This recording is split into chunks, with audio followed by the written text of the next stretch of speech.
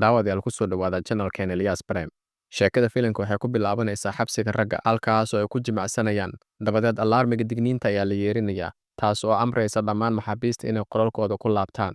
Mid ka mid ah maxaabiista ayaa istaagaya ilbaabkiisa, wuxuuna cabsi gelinayaa ilaaliye lagu magacaabo Sam si uu ugu soo geliyo waxyaabo mamnuuc ah. Kadib Sam wuxuu ku dhahayaa qolkaaga gal. Maxbuuska wuxuu sii wadayaa hanjabaadiisa, wuxuuna ku dhahayaa hadalkayga haddaad yeeli weyso waad ka shallayn doontaa, waxaana kaa dhigi doonaa dambiile, weliba waxaan ku tusi doonaa in xabsigan aad waardiyaha ka tahay lagugu soo xiro. Sam oo dareemay cabsi wuxuu kala tuurayaa maxbuuska si uu albaabka ugu soo xiro, balse Sam maxbuuska ayaa si xun u garaacaya, waxaana dhaawac daran ka soo gaaraya wejiga.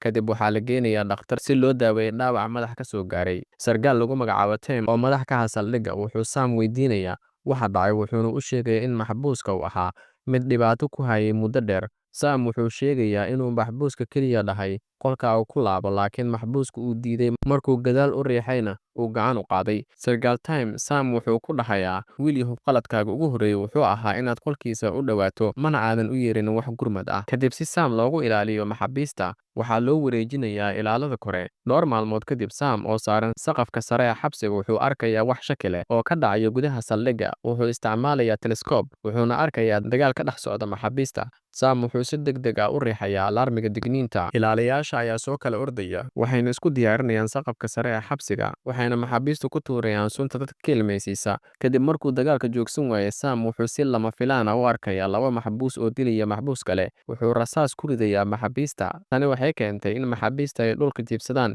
Kadib waxaa imaanaya ciidan si buuxda u qalabaysan, waxayna mid mid u xirayaan maxaabiista. Dhanka kale, Sam wuxuu mar kale galay qalad, taasoo ahayd inuu maxaabiista xabad ku riday. Sargaal sare Warden Mills iyo saraakiisha mas'uulka ka ah saldhigga ee Ed Simmons iyo Tim ayaa ka wada hadlay waxa dhacay, sababtoo ah maxbuus ayaa meesha ku geeriyooday. Waxayna ka doodayaan qaladka Sam, waxayna dhahayaan Sam kheyr mas'uulnimo ayuu sameeyey, kamana mid ahaan kara shaqada saldhiggan. Time wuxuu difaacay Sam, laakiin sargaal Warden Mills wuu xanaaqsanaa. Wuxuu dalbaday inuu ogaado sababta Sam loo geeyey ilaalada kore. Kadib Time ayaa u sharxaya sababta Sam halkaa loogu wareejiyey, wuxuuna u sheegayaa in mar lagu dhaawacay gudaha saldhigga. Kadib wuxuu dhahayaa sidaas darteed ayaan ugu fogeynay maxaabiista si aan naftiisa khatar u gelin. Sargaal Ed wuxuu soo jeedinayaa in Sam loo wareejiyo waaxaha kale sida waaxda qabiilada ama sii deynta ama inuu ilaaliyo bannaanka saldhigga. Time wuxuu sii wadayaa difaacidda Sam isagoo su'aal gelinaya sababta loo wareejinayo, wuxuuna ku dhahayaa way dili doonaan haddii ay fursad ku helaan, waadna ogtihiin inay khatar yihiin maxaabiista. Inkastoo ay Ed iyo Time ay diideen, balse Warden Mills wuxuu amrayaa in Sam loo diro xabsiga dumarka. Kadib taliye Time wuxuu dhahayaa tani waxay abuuri kartaa dhibaato cusub. Ed ayaa isagana wuxuu ku doodayaa inuu Sam yahay nin dhalinyaro aan lagu kalsoonaan karin inuu dareenkiisa xakameeyo. Sargaal Warden ayaa ku adkaystay go'aankiisa, wuxuuna dhahayaa haddii uusan noqon karin mid la aamino oo aan la macaamili karin maxaabiista, shaqo kale ha raadsado. Sam waxaa loo wareejiyey xabsiga dumarka.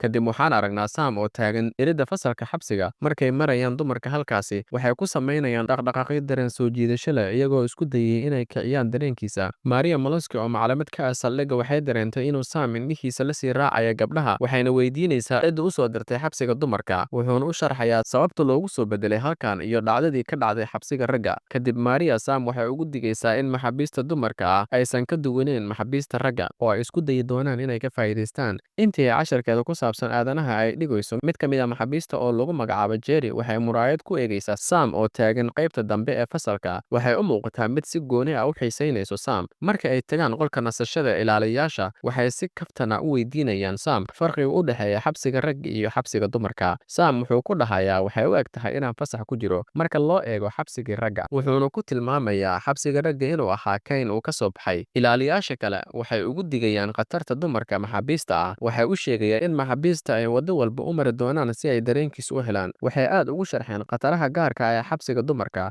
waxayna kula taliyeen Sam inuu u dhaqmo sida Robert oo wax walba iska indhatiro isagoo raacaya dhammaan shuruucda saxda ah. Marka la gaaro waqtiga jiifka, waxay bilaabeen inay xiraan qolalka maxaabiista. Kadib waxay arkayaan maxbuusad haysata telefoon. Kadib waxaa lagu dhahayaa derbiga gacmaha saar. Markaa kadib way baarayaan, waxayna ka qaadayaan moobeelka. Sam waxaa la farayaa inuu xiro qolka xiga, kaasoo ku jirta Jerry. Waxay iska dhigtay inay akhrinayso joornaal, isagoo hubinaya wuxuu weydiinaya inay caadi tahay. Waxayna ugu jawaabtay inay marada iska dhigto, waxayna ku dhahaysaa hadda caadi ma ihi. Kadib Sam qolka qolka ayuu xirayaa, wuxuuna sii wadanayaa shaqadiisa. Maalintii xigtay, Sam wuxuu istaagay albaabka fasalka, halkaasoo ay maxaabiista marayaan. Mid ka mid ah maxaabiista ayaa si ula kac ah ugu kala tuurtay Jerry. Waxay qabsatay jaakadiisa waxayna tiri, "Waxaan ku arki doonaa caawa." Ilaaliye dumar ah ayaa ku dhahayso Sam, "Maskaxdaada toosi, haddii kale haweenkan ayaa kaa faa'iidaysan doono." Kadib waxaa la gaaray habeen. Sam wuxuu farayaa maxaabiista inay damiyaan laambadaha. Sam wuxuu soo aadayaa qolka Jerry si uu u xiro, kadib wuxuu arkayaa iyadoo qaaban. Si toos ah ayuuna u eegayaa, waxaana ka tegaya kontaroolka, wuxuuna u muuqdaa inuu damac qaaday. Iyagoo aan ogeyn wax walba waxaa laga duubay kaamarad. Sam wuxuu isku dayayaa inuu noqdo mid adag oo xakameeya dareenkiisa, laakiin waayo-aragnimo la'aantiisa ayaa ka dhigaysa mid nugul. Maalintii xigtay, Sam wuxuu ku jiray qolka xakamaynta ee lagala socdo dhaqdhaqaaqa maxaabiista. Kadib waxay arkayaan Jerry oo u muuqata mid aan xaaladdeeda fiicnayn.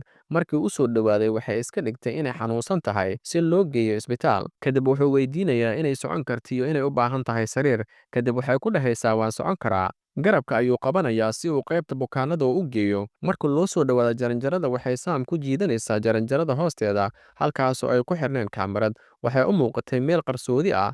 Kadib waxay ku dhahaysaa, "Halkan kuma xirna kaamarad, qofna nama arki karo." Sam wuxuu isku dayay inuu is-celiyo, laakiin si degdeg ah ayuu isku dhiibayaa. Kadib Jerry si lama filaan ah waxay Sam boorta ka gelinaysaa qalin, weliba dhowr jeer ilaa uu ka dhinto. Kadib way qaylinaysaa, gargaar ayayna codsanaysaa, iyadoo iska dhigaysa in Sam uu isku dayay inuu kufsado oo ay iska difaacday. Sam khibrad la'aanta iyo daacadnimada ayaa ka dhigtay mid dhibana u ah maxaabiista, kuwaasoo la qabsaday rabshadaha. Dhacdada kadib, waxaa goobta imaanaya mas'uuliyiinta, waxayna ogaanayaan in sheegashada Jerry ee ah inay isdifaacday aysan run ahayn. Baaritaanka ayaana waxaa laga helay in Jerry aysan ka muuqanin jirkeeda wax calaamad dagaal ah, taasi oo muujinaysa in aan kufsi loo geysanin. Kadib meydka Sam markii la baarana, waxaa la ogaanayaa in isaga weerar lagu qaaday oo wax difaacana aan muujinin. Kadib mas'uuliyiinta waxaa u soo baxaysa in Jerry si ula kac ah u dishay Sam. Kadib madaxda saldhigga waxay ogaanayaan in maxaabiistu ay aad khatar ugu yihiin ilaaliyaasha. Kadib waxaa go'aan lagu gaarayaa in ilaaliyaasha amnigooda si adag loo adkeeyo, maxaabiistana laga feejignaado. Daawade, ilaa halkan haddii aad ila soo gaartay channelka, like noo saar, dhiirigelin ayay inoo tahay. Subscribe-na noo saar si aad ula socoto muuqaalada xiga aan soo dhigi doono.